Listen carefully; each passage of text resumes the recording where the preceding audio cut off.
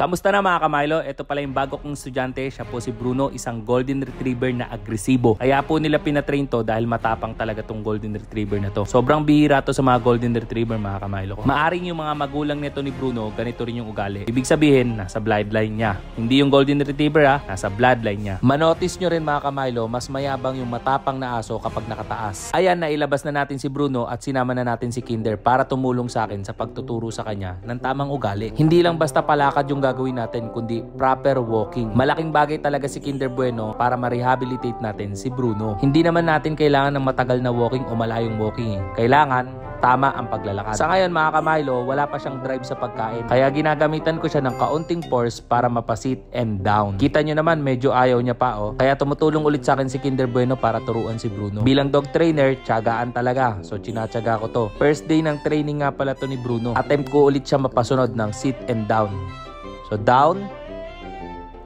Very good. Uulit-ulitin natin to hanggang graduate si Bruno. Kita nyo naman, nahawakan ko kagad yung matapang na aso na kung saan kinagat niya lahat ng kanyang family member. Siyempre, wala talaga akong takot sa aso. Aso na rin kaya ako. Again, sit and down.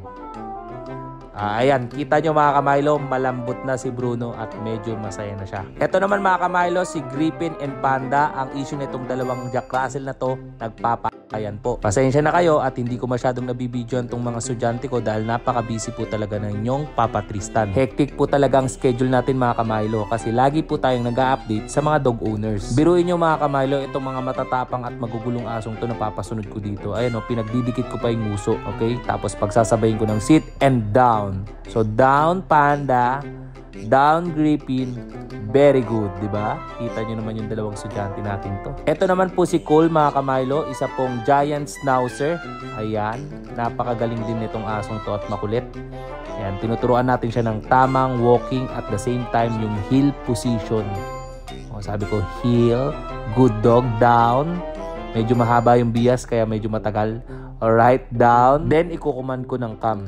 Tingnan nyo kapag nag-cam to. Ang kulit. Wa.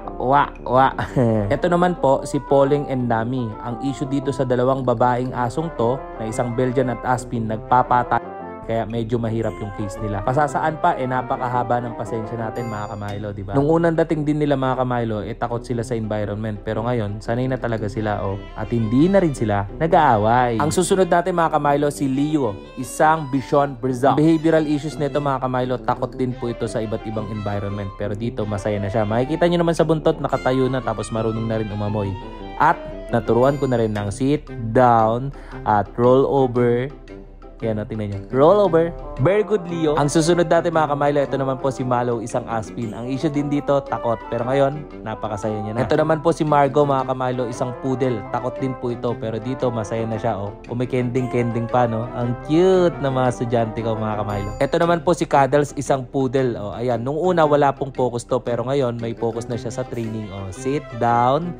Ayan, pinapastay ko na rin. Nakakatuwa lang kasi nagpo-focus na si Cuddles. Ang cute, no? Parang higad na basahan, no? Ito naman po si Machas, isang large American Bully. Kita nyo, ang laki, Mas malaki pa yung ulo niya sa ulo ko. Tinuturuan ko siya ng heel position at pinapasunod ko siya sa akin. Patunay lang mga Kamilo na any breed, any size, any behavioral problem, kaya nating pasunurin. Ito naman po yung partner niya, si Lola, isang American Bully din. Nung una mga Kamilo, walang tiwala din tong asong to at nag-i-snap sa akin. Pero dito makikita nyo, bonded na kami. Bilang dog trainer ng asong to, syempre nakakataba ng puso. Kitang-kita nyo masaya yung aso. Ito naman po ang pinakamahirap na case, si Hanbin, isang Aspin. Makikita nyo ang haba ng tali ko. Mahirap kasi i-dominate tong asong to, talagang lalapain ka niya. Buti na lang may Kinder Bueno ako, isang German Shepherd na talagang tumutulong sa training dito sa mga asong to. No choice si Hanbin kundi sumunod kay Kinder. At ito naman po yung huling estudyante natin, si Mochiko. Ayan nakikita nyo naglalakad na nang nakatayo. Ito naman mga Kamilo, si Chanel, isang Golden Retriever. Ang issue nito, asong to takot. Pero ngayon, confident na siya. Tsaka alam nyo mga Kamilo, pag nagtuturo ko ng aso, chill lang talaga ako. Mararamdaman kasi ng aso yun, pag chill kay, chill lang, relax, pangiti-ngiti lang yung aso, pangiti-ngiti lang din ako. Ganyan dapat ang training. Masaya yung dog trainer, masaya yung aso. Bago tayo matapos mga Kamilo, pakilala ko nga pala yung dog food na ginagamit ng Milo and Friends. Ito yung Dogo Perfectly Made Beef with Vegetables. Ito yung ginagamit namin. Napakasarap na dog food para sa mga aso natin. Available po sa Shopee at Lazada.